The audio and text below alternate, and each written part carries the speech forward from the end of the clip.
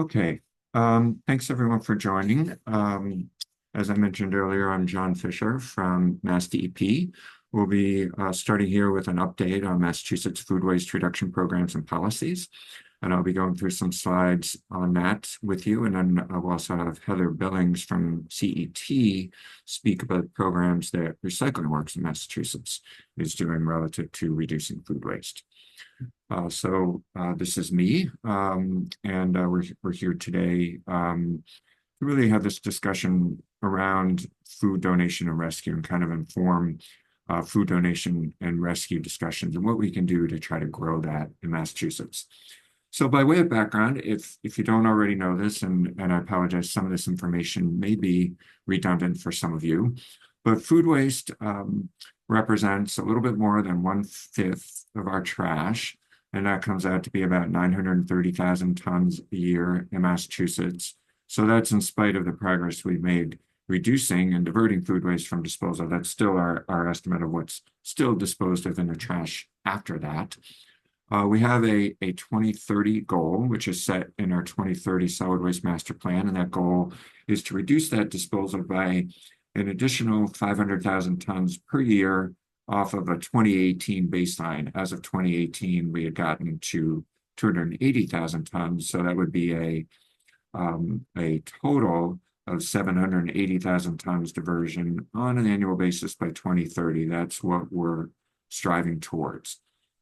When we think about the waste bans, which I'm going to talk much more about the waste bans in a moment, but when we think about the waste bans and how they can potentially help us meet that goal, when we look back at what we proposed for the 2014 ban and the ban expansion in 2022, we were working from an initial baseline estimate of about 100,000 tons of food waste diversion per year before we started implementing the ban.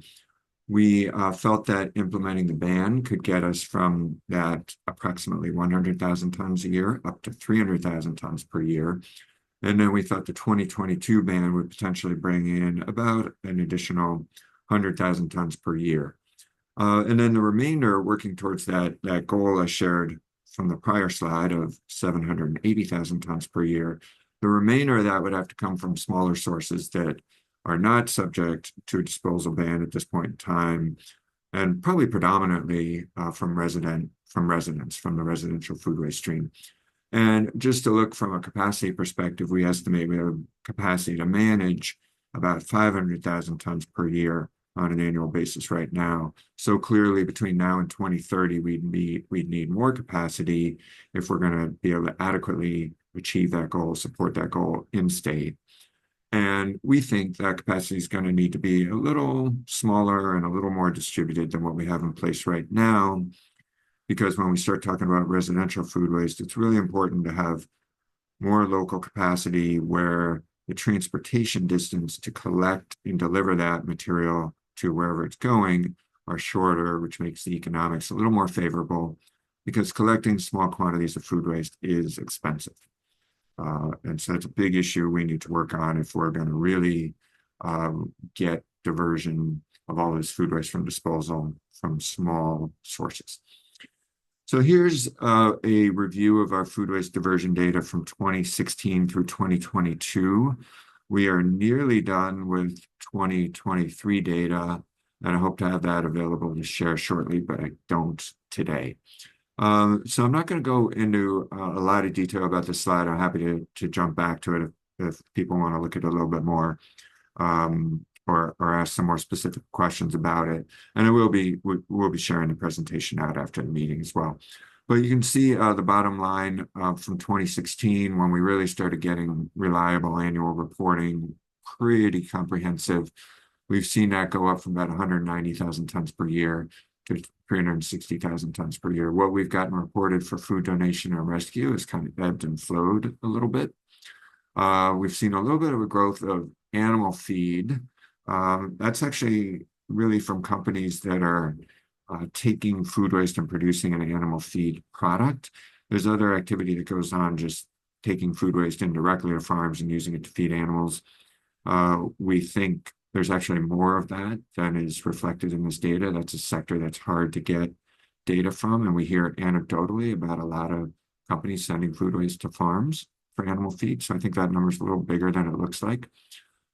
Interestingly, compost has actually decreased a little bit through the years. We've had some more recent investments and growth in composting capacity, and we're hoping that's going to bounce back a little bit. But a lot of the food waste in Massachusetts that's being diverted is going through anaerobic digestion facilities.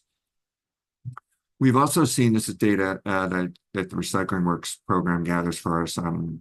Heather may have this in her slides too, but we've seen, with the exception of a little dip during the peak of COVID, we've seen kind of a steady increase in the number of businesses that are separating food waste and receiving separate food waste collection. 2023 data, I think, is nearly finalized. I think what that's going to show is a little bit of a plateau from 2022 to 2023. And we clearly want to work on that plateau and get that right back up. I'll talk a little bit more about the food waste, the expanded food waste ban in a second. So we do, at MassDEP, we tend to think about this in kind of three segments. One is the large generators. The largest generators generate more than 1 ton per week of food waste. These are the entities that are subject to the initial waste ban that went into effect in 2014, places like supermarkets, colleges and universities, food manufacturers and processors, about 2,000 entities in total. Then we have what we think of as the medium generators, between a 0.5 ton and 1 ton per week, that are now subject to our expanded food waste ban. That's roughly about 2,000 additional entities, maybe a little shy of that. So bringing us up in the neighborhood of 4,000 businesses total between that small and medium combined number of businesses. And then below that is all of the smaller business generators of food waste. And then, of course, residents. And there's quite a bit of food waste coming from residents. And our approach here, which I'm not going to focus on too much today, but we're trying to take kind of a multi-pronged approach here, recognizing that different approaches may fit in different communities. Some places curbside collection may make sense and be a good fit, but other places it's really not going to make sense. And so we need to think about, different ways to do this. And, some of it maybe we need to be doing more at the front end about just reducing food waste, being more mindful about how we buy and use food in our homes, things like home composting, just backyard composting, and then, various combinations of drop-off and curbside collection to try to get that material out of the solid waste stream. So why are waste bans important? Why is all this work important? I'm going to kind of gloss over this a little bit, but I'm coming at this from a solid waste management perspective. That's my job. That's my role with the state, to try to ensure we have adequate capacity to manage our waste from Massachusetts, and that capacity in terms of disposal is extremely limited. We send a lot of our waste out of state for disposal on a net basis, and our limited in-state disposal capacity is going to continue to get reduced over time. And we think the best way we can address this, both from an environmental standpoint, but also an economic standpoint, is to try to provide that capacity need through various forms of diverting material from disposal, whether it's reduction, donation, food rescue, composting, AD, recycling, all of those forms of diverting material from disposal, we think, are a much better form of capacity than landfills or municipal waste energy facilities. And we have a little bit more ability to leverage that kind of progress versus trying to cite new disposal facilities in Massachusetts, which nobody wants in their community. So waste bans, we do waste bans. If you don't know this, they're done via regulation in Massachusetts. Most other states have done waste bans via statute, so we're different there. Our waste bans go back to early 1990s for a lot of materials. So we do these through regulation under our existing statutory authority to restrict where material goes for disposal. And the key language that we hang our hat on in those regulations: no person shall dispose, transfer for disposal, or contract for disposal or transport of the restricted material. And that's a language that allows us to take enforcement action and ensure compliance by either waste haulers or waste generators. Waste bans, again, I'm going to gloss over some of this, but happy to circle back to it. The crux of this is that we never want a ban to stand on its own. We always want it to be implemented as part of a comprehensive approach, and we always try to roll out new waste bans with an emphasis on compliance assistance before we really dive into enforcement. We implement waste bans at solid waste facilities. This is really important and significant. And there are a couple components to doing that. Each solid waste facility has to have its own waste ban compliance plan. They do not do enforcement, but they do outreach. They track and monitor for waste ban materials in the trash. They communicate to waste haulers and to waste generators when they observe loads with significant amounts of ban material. And then we review when we do inspections, which I'll talk more about in a minute. We go out and inspect loads at solid waste facilities, and we issue enforcement when we observe loads with significant amounts of any banned material. We have a long list of banned materials that are banned for disposal. Typically, this is really about waste ban compliance is about businesses and institutions. It's not about residents. We don't go out and issue enforcement against individual residents. It just doesn't make sense. This is intended for businesses and institutions where we're directing waste ban enforcement. So talked about this a little bit. I'm going to move on in the interest of time, but kind of just going over our two-stage development of the waste ban up to this point, starting with those largest businesses, moving on to what we think of it as the medium businesses in 2022. So this is our rough ballpark estimate of the number of businesses subject to the new waste ban by sector. The restaurants here, we put a little asterisk here. These numbers, I think, are a little bit overstated just because of the impacts that COVID has had on the restaurant sector. These numbers were developed before COVID kind of impacted the restaurant sector. Hopefully that'll bounce back, and these numbers will be accurate going forward. But this gives you an idea about the sectors that we're focusing on relative to implementation of the new waste ban, and talk more about the outreach we're doing to these sectors, outreach and compliance assistance in a moment. Some of the things that you might wonder about or you might hear about is how the ban applies in different situations. So what if you're a chain with multiple locations? The ban applies per individual location separately. What if you're multiple businesses together, like a shopping mall? That's actually the opposite. So assuming that those entities are contracting for disposal together, like the shopping mall has a large compactor for trash, those are all considered one entity. If they all have their own independent trash service, then they're separate. But if the trash service is together, then their food waste is counted together and combined. School system with multiple locations, that's kind of along the line of a chain. So it's separate per location. Packaged food is subject to the waste ban. It's not exempt. How does the ban apply to places like dormitories or retirement communities? So the residential component there is considered exempt. The part that's considered subject to the ban is the institutional food service component. So if there's like a kitchen and dining room and things like that. Dining hall in a college, that sort of thing. And we do have guidance up on our website that addresses these and other Q&A frequent questions that we've received in a little more detail.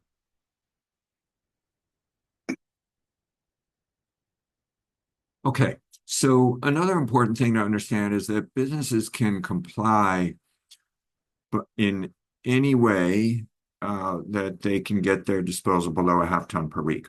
So if you take kind of just a generic hypothetical example, say you have a business that's disposing 1,200 tons of food waste per week in the trash. If they take steps, maybe they cut that in a third and they go from 1,200 pounds per week to 800 pounds per week, they are now compliant. So they can take that 800 pounds per week and dispose of it in the trash and be compliant with the waste ban. Now, of course, once someone sets up a program, we'd love to see them maximize their diversion and get as much as possible. But sometimes there are good reasons why a business only wants to really focus on part of their food waste. It may be a cost rationale. It may be that the farther they go with their capturing more and more food waste, the more difficult it is to manage contamination. And that's been an important factor in a lot of cases. Relative to food rescue and donation, one question and topic we hear a lot is, does the state enforce a hierarchy? Do we require a hierarchy for different forms of diverting food waste from disposal, kind of like we have here, like waste reduction, prevention, and food rescue and donation, and so forth. And the answer is no. One, there's no real way, clear-cut way to do that in our waste ban regulations because they don't talk about the waste ban regulations don't say what you're required to do, just says what you can't do, which is dispose of it in the trash. And that's always been the structure of the waste ban regulations.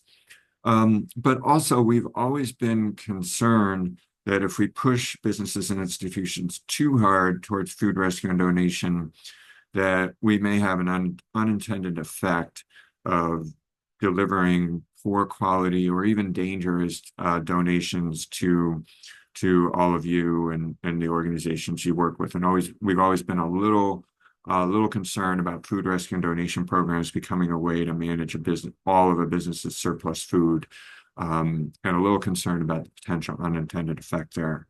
But I think with this new waste ban, this is something maybe we can circle back to later.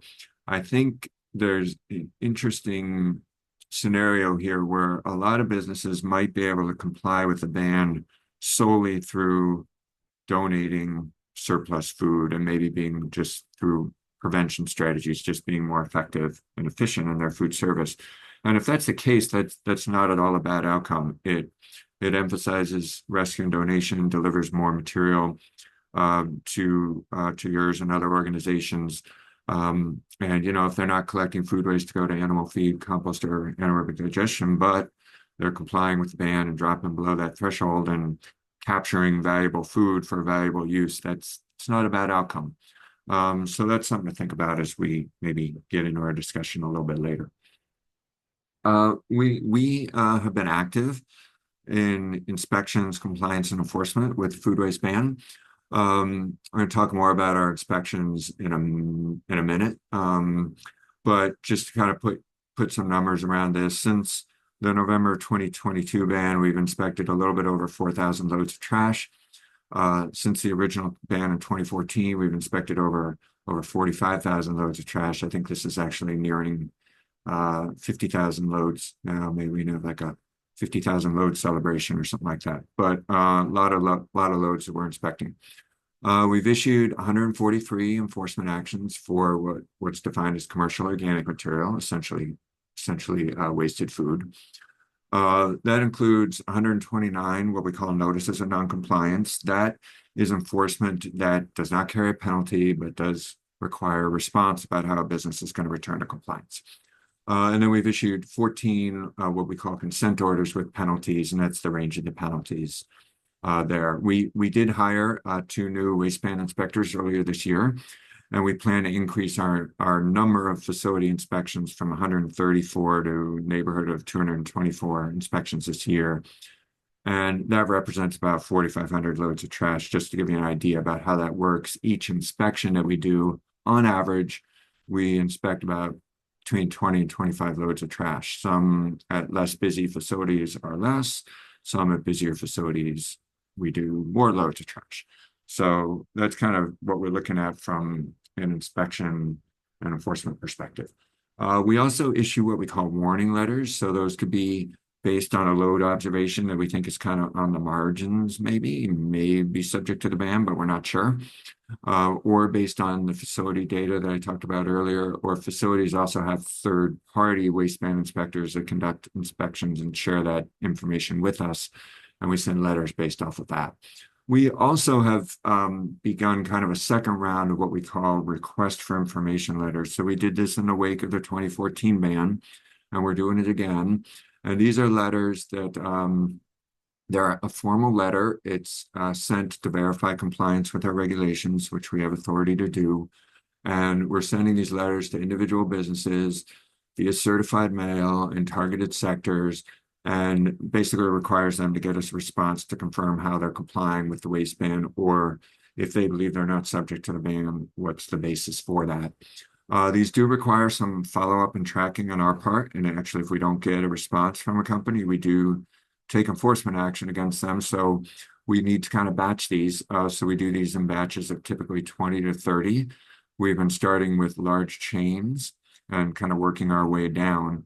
So obviously a large chain, we might do, 20 letters, but that might be 1,000 businesses that we're capturing through those letters, say if it's, 50 locations per chain per 20 chains, just to give sort of a generic calculation there.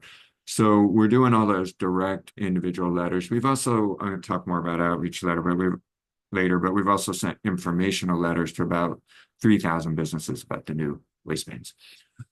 So I haven't shared these kind of photos before, but I think they're both interesting and helpful to give you an idea about kind of the reality of waistband inspections on the ground. So I'm going to share pictures with two loads and give you an idea about what we're looking at. So hopefully you guys can see my cursor here, the arrow, but basically the material that we're looking at, one load is all this material in the foreground, from kind of these cardboard boxes in the back forward. That's one load from one business. It's compactor. So these are the kinds of things we look at when we're doing inspections. This is what we see. We're on the floor, right next to the load. We're taking pictures. And so I'm going to show you 3 pictures from one load and then a couple of pictures from another load. So this is that same load that's kind of off to the side. You can see there's cardboard here. A lot of this cardboard is wax cardboard, which actually is not banned from disposal. But you can see this is, it's challenging, but you can see buried within here are pockets of food. And I think there's some more back here. It's just hard to tell with the lighting. All these facilities are a little bit dark and pictures aren't always the best. And then this is kind of the whole load from the front. You can see a big chunk of food waste up in front here. I believe this is more like bagged and packaged food in here. So this was a load that we did do enforcement for. But just to give you an idea about what's involved, we have to take our load observation of this load. Then we also get what's called a scale ticket. That gives us the total weight of the load. So we can kind of take our volume-based estimate of how much is this load as food waste, which is difficult to estimate. And we take that combined with the overall weight of the load. And then we also find out from the waste hauler how often that food facility gets collected. Because if it's once per week, then we know, okay, this is a week's worth of material.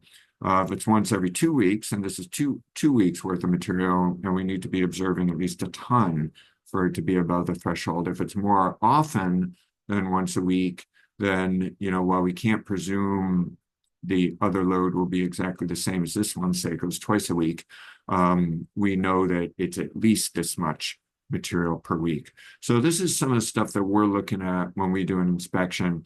And I think, the point I want to try to communicate here is it's not always a slam dunk to say, oh, there's that load, there's a ton of food waste. We're going to issue that enforcement to the company.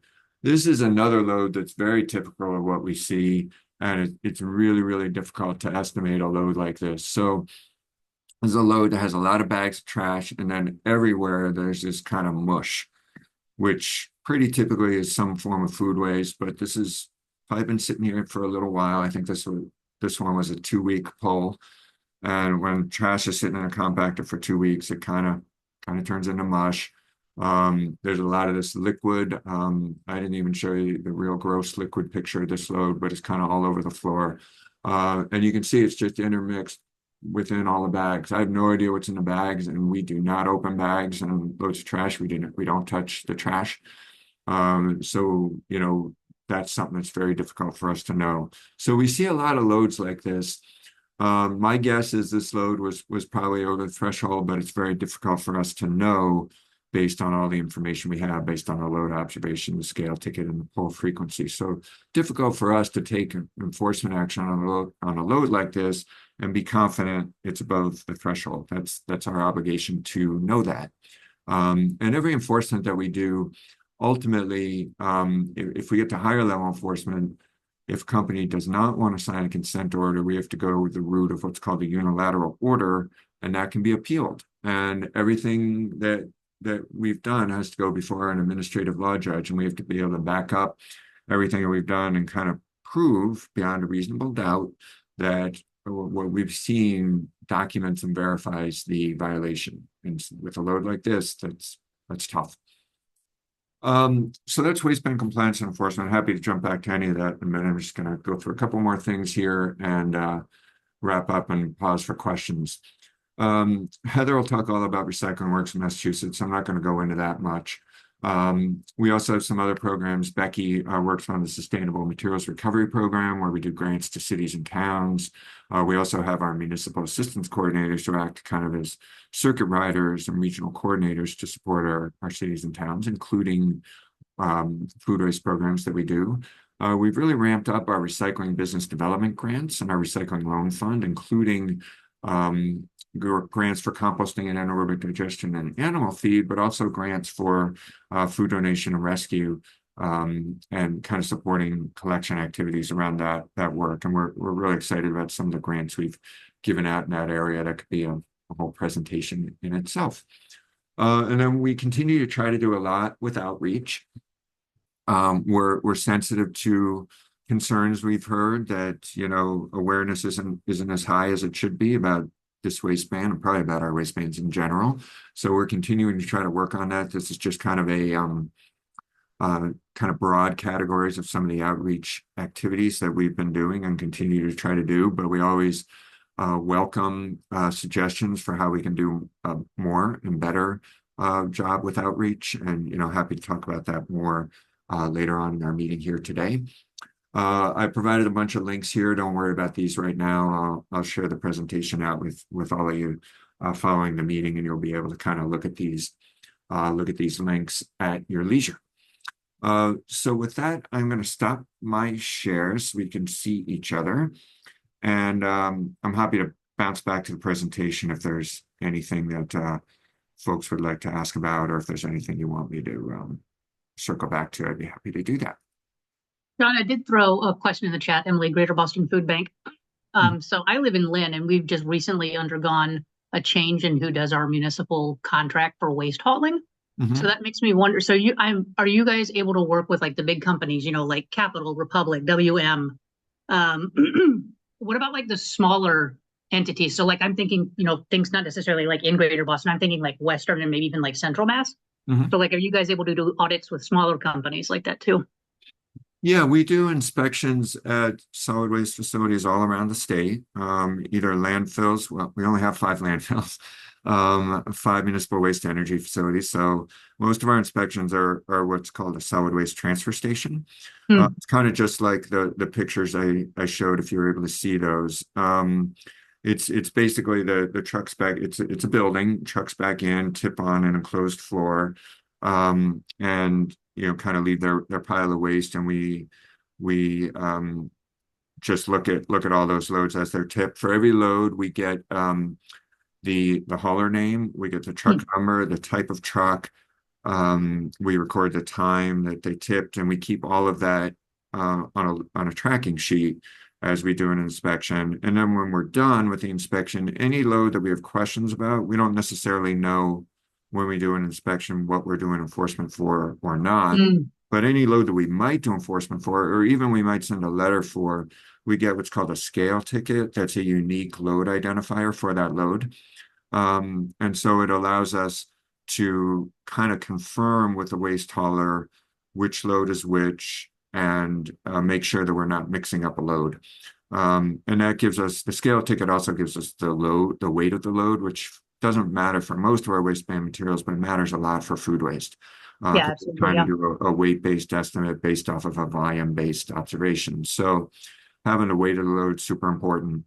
And then we also use a scale ticket to kind of assist with our communication back to the waste hauler, because sometimes we'll see a load and it will be apparent or apparently apparent where that load came from based on the load observation, but we always also confirm with the waste hauler where it came from.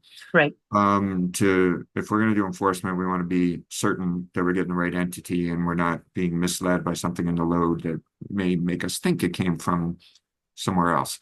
The 2 loads I showed you were pictures from loads, what we call compactor boxes. So a compactor box is one load from one entity, which is, the easiest load for us to deal with from a food waste ban perspective. Loads that are much more difficult are loads for what we call a front packer. A front packer is a truck that goes around and collects small dumpsters from businesses, 2-yard dumpsters, 4-yard dumpsters, things like that, or maybe carts. And so they're collecting, I don't know, Heather could probably know a better number, but say they're collecting from 40 or 50 businesses, something like that. A lot of businesses anyway. So when we see one of those trucks with a whole bunch of food waste, there might be, 15 restaurants on that route. We might see a pile of boxes with a bunch of food waste mixed in with the boxes. They may suggest that food waste came from a particular business, but really difficult to know for sure. We can maybe do some outreach on a load like that. A little bit difficult to do enforcement because it's just really hard to know for sure. So those are some of the things that we bump up against, but we do inspect facilities all around the state. We deal with, virtually every waste hauler in the state at some point along the way. Could I ask a follow-up question about that? That was all fascinating. Thank you for that. So you mentioned that there are 5 landfills in the state. Where are they? I don't know that. Fitchburg or Westminster, that one's kind of on the Yep. border. Taunton, Bourne, Nantucket. Hmm. There's a small one in Sturbridge, but we really don't count that because that basically takes the town's own waste, and Hmm. um, I'm blanking on one other one. Okay. And then you also mentioned that there are 5 uh, energy transfers, or well, not, that's not the exact terminology they use. Like I know Lynn and Saugus, that Wheelberator, that's one of the facilities that energy gets turned into. Well, it gets turned into energy for GE. Where are the other facilities Yeah, in the state like that? so those 5 facilities, there's Saugus, North Andover, Haverhill, Millbury, and Rochester are the 5 municipal waste energy facilities. Oh, And then there's a fascinating. lot of really large um, commercial solid waste transfer stations, and the way they work is they take the material and they consolidate it and they load it into larger loads for transfer. Those could be it takes 2 forms. It could be a truck-based transfer station, and that waste will get transferred typically more locally, quote locally. So either to disposal facilities in Massachusetts, like one of those ones I just mentioned, or maybe to a disposal facility in a neighboring state. The other type of transfer station is a rail-based transfer station. So those transfer stations are sited actually on rail spurs, and they bring the cars right up to the transfer station, load the cars, and then those go typically longer distances for disposal out of state to states like Ohio, Michigan, South Carolina, Alabama. Once it goes on a rail line, it can go relatively cost effectively, relatively far distances. Not necessarily a good outcome, but the waste is moving and it's getting disposed of. Um, and At the end of the day, that's kind of the bottom line. We can't have waste kind of piled up on the curb with it having nowhere to go. But long term, we'd love to see that reduced. We'd love to be more self-sufficient with our waste management infrastructure, be able to manage the waste more locally and be able to get more of this material diverted, dispose less of it, and be able to hopefully manage at least most of it in state. I see another question from Becca. How many total inspectors are in staff now at DEP? So we have 3 full-time inspectors, and then we have 2 inspectors that do inspections as a portion of their time. And then we have not exactly waste man inspectors, but kind of taking a step back with MassDEP's organization. We are divided up. Our headquarters office, located in Boston, that's where our 3 full-time inspectors work out of. We also have 4 regional offices, and the regional offices are responsible for permitting, inspections, and compliance by all of our regulated solid waste facilities. So those staff also go out and do inspections at those facilities. They tend to be more focused on the compliance by the solid waste facility, regulatory compliance by the solid waste facility, but they are out at the facilities. Typically, when they do that, they may observe and inspect some loads as part of that. So we do have a little bit of presence from our regional inspectors as well.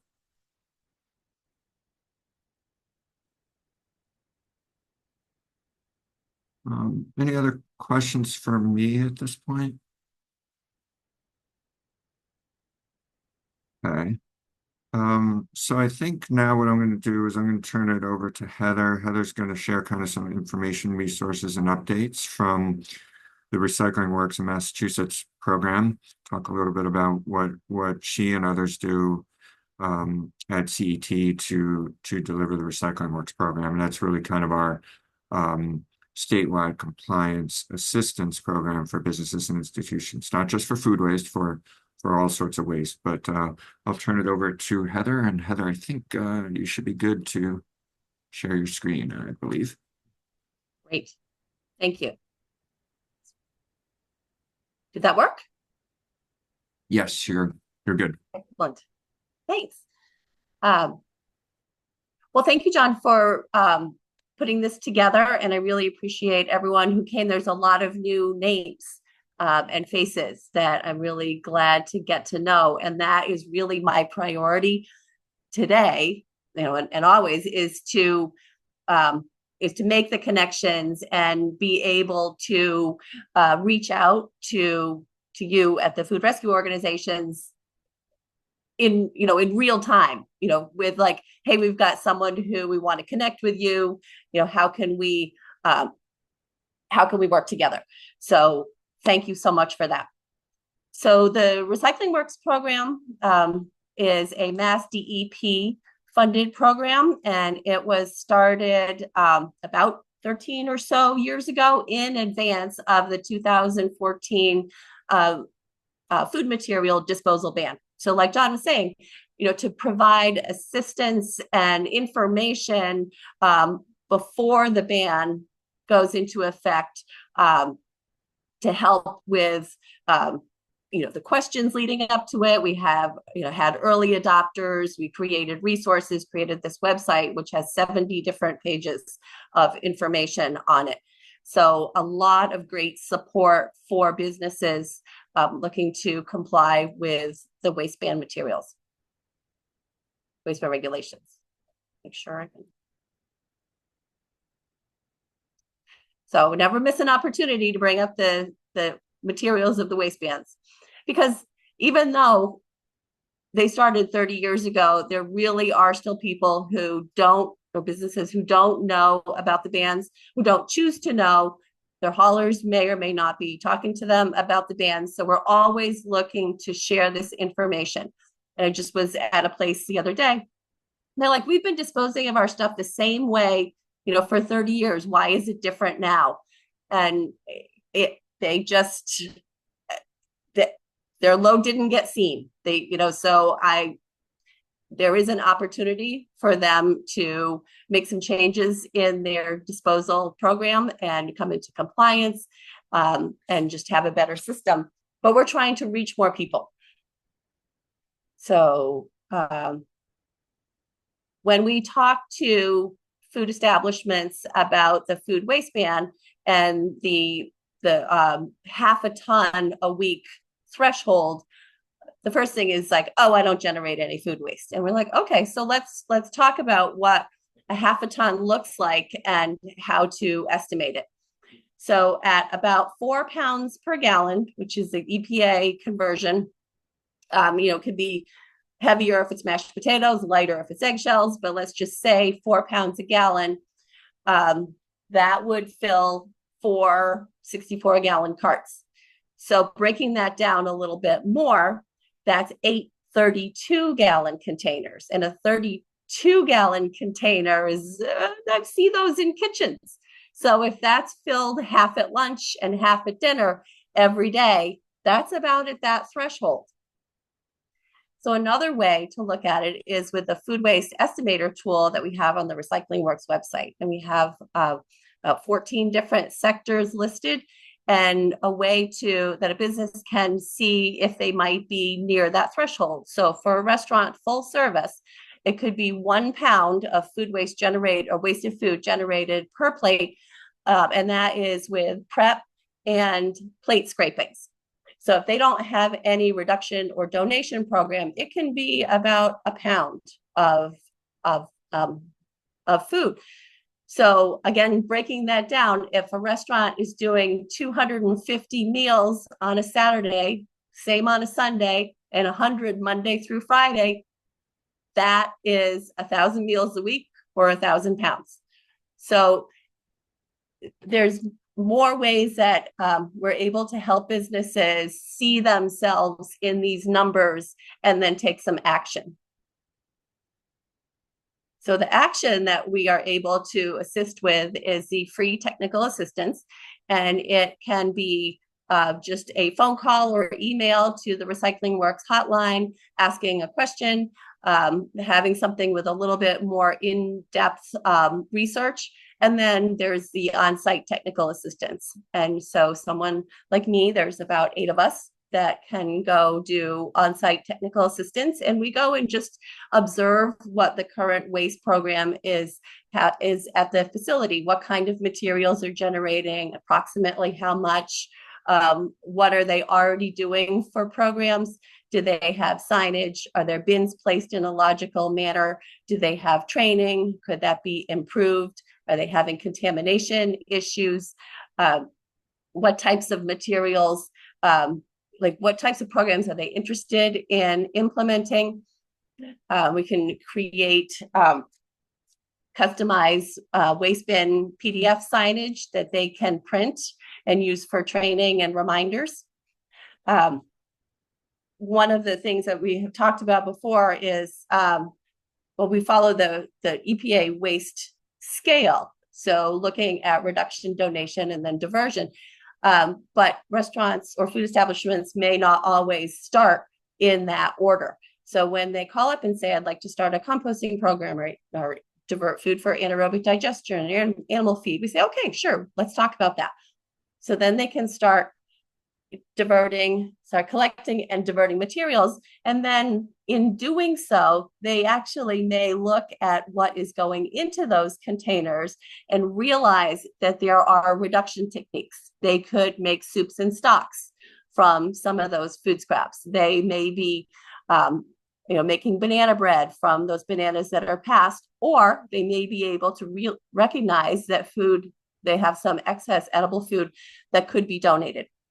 So helping them, it seems to be quite effective to actually look at what is going into those containers to be able to inform them to consider the other more upstream opportunities.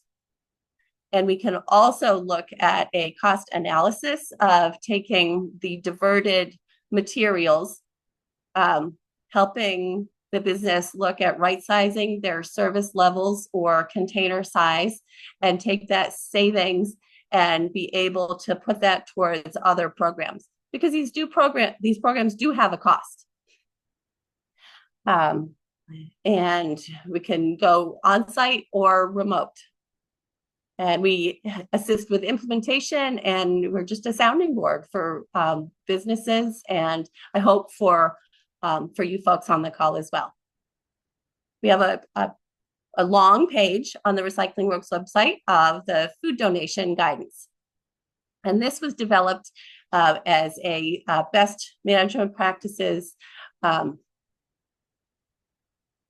exercise, but we developed it with kind of consensus-based input from state and local health officials, food rescue organizations, food banks organizations, people with established food donation programs, to create this information on this page that can be used by food establishments to help start a program. It can be used by local inspectors if they are looking to assist their food establishments with food donation programs. So it covers a variety of topics like how to start a food donation program, how to contact a food rescue organization. What do you talk about? How do you develop like a memorandum of understanding? What are the transportation and pickup logistics that you might want to consider? So there's a lot of information on there, and I would encourage you folks to look at it. And if there's things that may need updating, like the purpose of this is that it is able to be updated. The guidance was put together in 2015. So if there's something new that we should be including, please, we're open to that. The PDF signage that I mentioned and the technical assistance, we have some for share tables working with schools and for food donation as well. So we do work with MassDEP has a green team program that CET also assists with the management the implementation of. And we encourage K through 12 schools to set up a share table to be able to take the food from the students that aren't interested in eating it and put it on there, and then other students can use it. So some schools are comfortable with that and some are not, but the same food can also be collected for donation. And I'm very interested in hearing more about kind of your interest and experience with picking up food from schools to be able to move that along if the school is not able to use it in-house, if they can make a connection with one of you to be able to accept that. So the food donation sign on the left, that's kind of a box checking kind of thing, because not all food establishments will be able to, they may not have these different materials to donate. They may, it's also kind of a hint that here's some things that you could donate. And then the information about who to call, what organization, where is the food for donation going to be located, where is it going to be picked up, just some other information that is helpful for the internal operations for separating and donating food.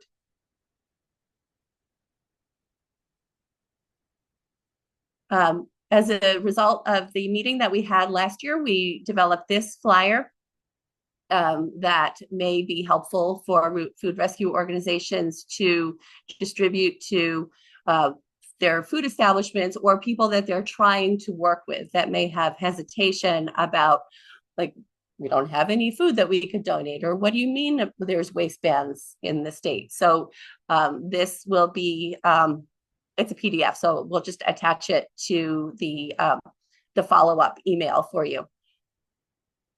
And there's a letter there that says, no, really, there are waste ban regulations. You know, let's talk about that.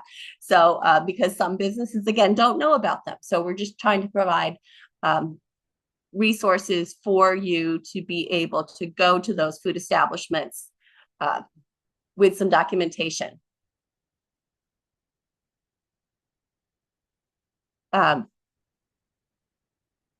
when I was looking, I have a slide later about why I was there, but I was looking on the Conference for Food Protection website about information that they covered on their biennial conferences, and I came across these new documents, and I thought, well, hey, I'm going to share them because I didn't know that they existed. Maybe you all did, so I apologize if it's a repeat. But here's some kind of one-page flyers that may be useful to you in your work. So it's on how food establishments can donate food and how to transport food, how to serve it, and the highly susceptible populations.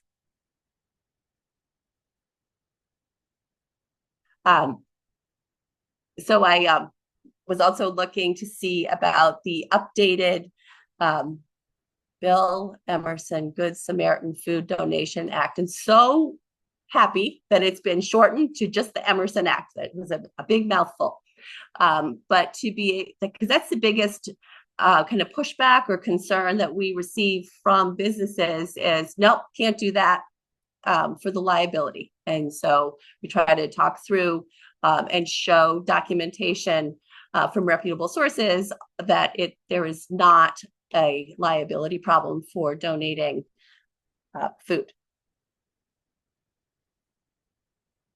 And we do some work in other states, and this is a resource that we created in Connecticut with just kind of some trash math numbers in there. And so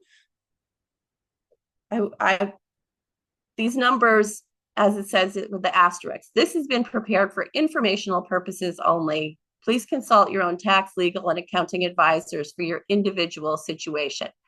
So just taking numbers of what a supermarket might generate in food and going through what the waste is, using the estimator tool. Typically 63% is food waste. Of that, perhaps 20% could be donated, so nearly 1,900 pounds. And then multiplying that by a disposal rate, you can save 95. Oh, yeah. So it saves $95 a pickup. To maximize, if each load continued to be at 7.5 tons, you could save a certain number of pickups, $4,914 in disposal costs, and then being able to calculate a potential tax incentive. So just kind of looking at these numbers of how to help businesses figure out that they can look at the value in a different way of donating food.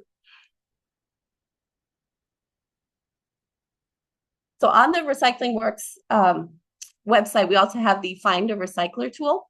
And for the drop down of any material, we do have food for donation and the location and the pickup. So that populates a phone list, a contact list of different providers. So we want to make sure that everybody's listed on there and that the listing is how you would like it to be.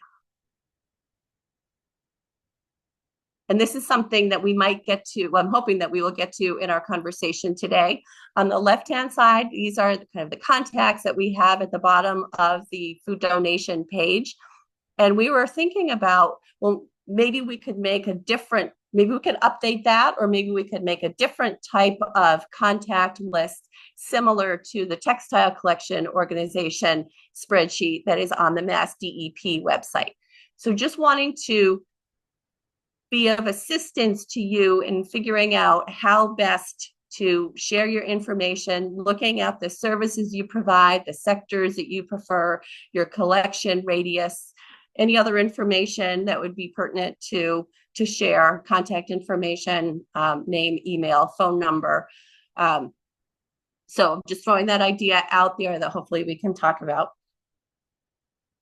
And then I don't mean this to be an afterthought, it just where it flowed for me in the presentation, but we're currently working on another best management practices guidance now, and that is for the use of reusables in food service. And so that could be the establishment provided containers or consumer provided beverage containers or consumer or establishment provided containers for bulk use in retail. So that is what we are currently working on. I'm happy to talk more about that as well. So I will stop sharing and I can take questions and then we can get to discussion. Great. Thanks, Heather. There's one in the chat from Becca. Could CET develop a similar throwing away food and money resource for mass? And I think the answer to that is yes.